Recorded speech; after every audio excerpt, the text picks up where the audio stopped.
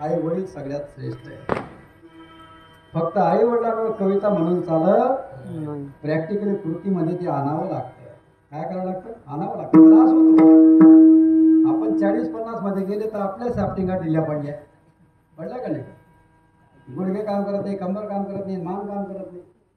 त्यांचं वय 75-80 एवढं जर वय असेल आणि ते सगळं घासलेलं शरीर आहे तर दुखणारच आहे. आलं लक्षात? आणि जर शरीर दुखत असेल तर कोणाही लागतं की मला चांगलं वाटायला पाहिजे, मला चांगलं व्हायला पाहिजे. आलं? म्हणून त्यांची आस पूर्वा विठ्ठल विठ्ठल. नंबर 1 वैष्णव. देवाची भक्ती करतो, भजन करतो, कीर्तन करतो, पण त्याच्यासोबत आई वडिलांची सेवा करतो असा वैष्णव भगवंताला आवडतो. नंबर 2 गंगा. गंगा माता. काही लोक तीर्थयात्रेला जातात आणि तीर्थयात्रेला गेल्यानंतर ज्या ठिकाणी गंगा माता म्हणजे डुबकी मारतात तिथूनच पाण्याची बाटली भरून घेतात.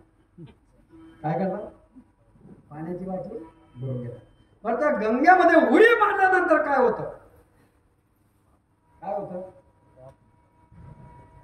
गंगे नदीमध्ये आपण डुबकी मारली काय होतं? की आपण केलेलं जे पाप आहे ते काय होतं? धुतलं जातं. गंगेमध्ये काय होतं? दारूचं भांडं जर गंगेत धुतलं तर ते फक्त स्वच्छ होईल, पवित्र होणार होईल का? दारूचं भांडं पवित्र होईल का? नाही होणार. परत पडते. तुम्ही डुबकी मारली, तुमचं पाप कोणतं धुतलं जाईल?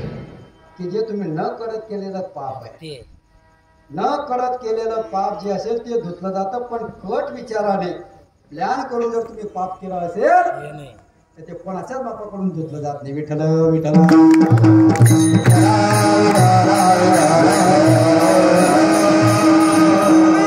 गंगा काय म्हणलं? त्या गंगामध्ये स्नान केल्यानंतर पाप जातच. वाचे म्हणता गंगा गंगा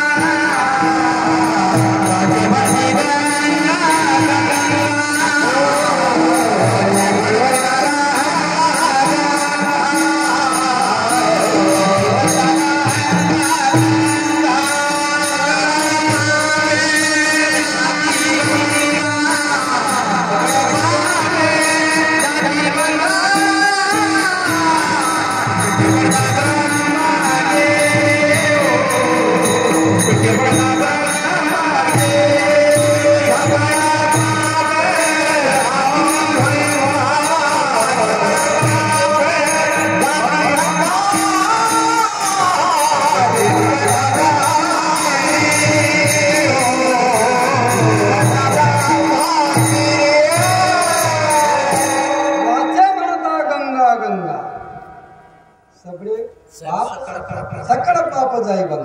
सगळे पाप त्याच्याने धुतले जातात.